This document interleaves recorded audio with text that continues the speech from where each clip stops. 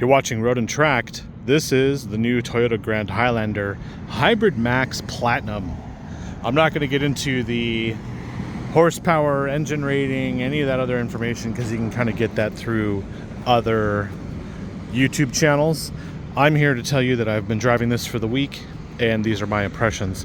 These are the top 5 reasons why I would pass this vehicle by and maybe choose something different. First off, I want to let you know it looks like an SUV, but it feels like a wagon. But what we're going to do is hop inside. First off, the driving position is really weird. The ergonomics here are not for someone who's 6 feet tall. It is definitely set up for someone a lot smaller than that. And it just feels a little awkward to be driving it with such a weird position. Secondly, this is a hybrid, so it has a very unique driving style. Let's get my seatbelt in here. And with that style, I don't know, I can't defeat what's happening here. So we're gonna put this in drive, and you're gonna see these 2 little red lines there. Those are actually some sort of regenerative braking. And when you drive this along, yeah, it has plenty of power. It's got the pep. It can definitely move. There's just something about that, the way it moves. So let's go ahead and jump out in traffic here. Yep. It moves right quickly enough. But if I catch up onto some traffic, which we'll definitely see when I get to the tollway. Oh, here we go. It's doing it now. It's actually braking on its own. You see those red lines down there. That means it's actually doing braking. But when you come up on traffic like this, it's kind of scary. It lets go. Boom. So I have a feeling like this is going to create some problems, because on the freeway, it doesn't need to brake, but it does. And then on the street like this, it won't brake when it needs to. So it feels like it's like not something you can trust at all. And this is total contrast to like the Mazda CX-90, for instance. However, just driving, it does look at me, it looks at my face and tells me to do a lot of things. Just driving along though, it feels like if you're to catch up on traffic, it's braking right now. It's just constantly going, braking, going, braking. So I have to keep my foot in it all the time. Oof, man. Good thing this thing's got power. Not as much power to out-accelerate that Aston Martin. Okay, let's see who's driving it. We missed it. Okay, back to this Grand Highlander. Most of my time is spent going forward and braking, forward and braking. There's no smooth capability to this vehicle, and I can't find the button, I can't find the feature that turns that off, but it just constantly goes forward brake, and that's kind of inducing some motion sickness here. So the next thing I want to get on, so that's 2 things. First one is the driving dynamics, the driving position. The second one is the driving dynamics. The third one is the fact that this vehicle moves quite well and is very smooth, but it's so buttery light, and the suspension is so like forgiving that it really feels like I'm driving a simulator. It is the weirdest effect, and I think when that is combined with the way it accelerates and brakes, you can't actually do any consistent cruising in this car. It feels like I'm a terrible driver. If I was to critique my own driving, sitting in the back seat here, sitting back there, I would be like, what the hell? It just feels like, again, it keeps braking. You know, all I do is take my foot off the gas to let the car in, and this thing brakes. And if I was behind myself, I'd be like passing myself immediately. I'd be like, you're an idiot. And I don't know why. That's how it feels. So until you get behind the wheel of one of these and test drive one, it's hard to really understand what I'm saying. But once you get behind the wheel, you're gonna go, I get it. So what happens is you spend all your time with your foot down, and then you have to keep your foot on it so that basically you don't get that regen braking thing that happens all the frickin' time. Well, what does that do? Look at the fuel economy there. 21.2 miles per gallon. This thing is a gas hog. And the Mazda CX-90 does all of these things so much better. So that's really, that's 4 things right there that really just make this car completely passable. As far as I'd pass it over. It doesn't mean it's going to pass any tests. But here's the thing. They can improve on all of these elements to make this a much better car. So find a way to get rid of this stupid regen. I've looked through the settings. I've looked for buttons. I've got these different drive modes. And nothing is getting rid of that regen braking. So let's just say we're cruising along, right? And I want to change lanes. And I come this way, I take my foot off, I'm braking. Why am I braking? Why am I braking? I just, maybe I want to time a lane change and just get around people. Okay, so I do that, and I'm braking again. So it says sit up. There we go. So whenever the little car in front of me starts to slow down, I'm going to slow down. There's like a gap that it's going to maintain. And that should just be disabled or enabled. There needs to be control for that.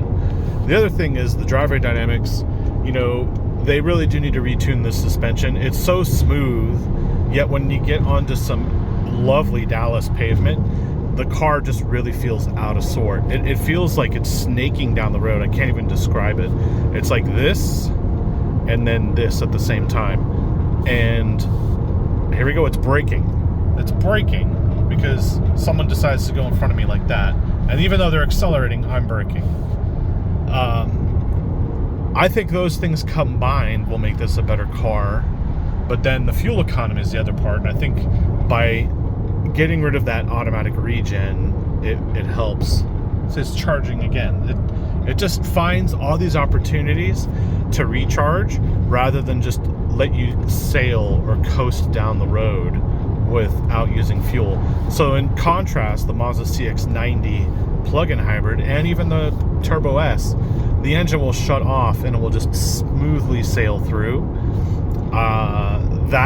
Compared to the Grand Highlander is completely different. And I think we're going to go on to the 5th thing. That's going to be the price.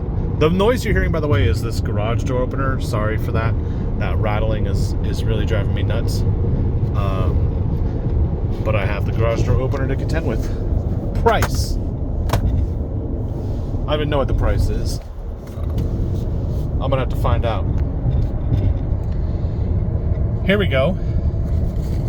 $59,953. And that's before any dealer markup. That is outrageous. That is as much as it would cost for a Lexus RX. And what else could you get for that money? Passing power is definitely adequate here. But then it brakes. It just goes right into braking. It's nonsense. This whole thing is my whole concern here is that with the way the ride feels and the power delivery is very strong, but the effect of it braking and accelerating, and how quiet it is in here, I think you're going to have a lot of car sick passengers in that back seat. You have to test drive it. You have to have people in the back. And then when you're behind the wheel here and you feel it accelerating, braking, there's no such thing as smooth driving here. And that's unfortunate because this car could be so much better. And then it has this driver attention thing, look forward, because it can't see my eyes. So, yeah, that little alert is also very worrisome. So that's it. Road and Tracked. Top 5 things why I would not recommend this car. But these are things that they could easily solve. And I think maybe give it a couple years and they'll make some changes. But right now, they're a little late to the game because Mazda's CX-90 launched this year as well, 2023. And that CX-90 is much more engaging. and I would suggest you test drive the CX-90 in addition to this Grand Highlander, and then tell me what you think. Price wise, yeah, you could say, oh, they make the Lexus TX2, but that's like another $15,000, and you're still just driving a Toyota Grand Highlander with just a different label. So let me know what you think in the comments below. Would you get a CX-90? Would you get the Lexus TX? Or would you just get this? I don't know. Maybe you're an Uber driver. This would make sense, but I don't know. It feels like there's more potential to this car, and I think you have to give it time. But this braking is just so nonsensical. You get into these curves and people slow down, and the car just like immediately brakes. But it can pass. It can pass very well. And it definitely has the speed. The problem though is that fuel economy is not going to cut it for a lot of you. And I noticed that too, because we've had to refill this tank already this week, and it's only been like, well, today's Sunday, but it was only 3 days in and we had to fill the tank up. So it leads me to believe it's a smaller tank. They're reducing weight, they're getting as much battery as they can, and they're also maximizing the amount of charge they're doing on the battery. And I would think that if they didn't do so much braking, where it didn't require me to accelerate so much, that this doesn't need to be a hybrid. Maybe you get the non-hybrid version for all it's worth. Otherwise, CX-90, baby. I really appreciate Toyota lending me this vehicle. I'm not looking for a 3-row wagon like this. And yeah, this pretty much is a wagon. If you look back there, it's got a lot of seats and a lot of room, but I'm not here to judge a car based on that kind of capacity. I'm here to judge it based on how it drives and how it feels. And believe me when I tell you this, the braking thing that it does here without keeping your foot on the gas all the time is the number one reason why you should look somewhere else. Hard reality, but that's my take on it. All right. Thanks for watching. See you in the next video.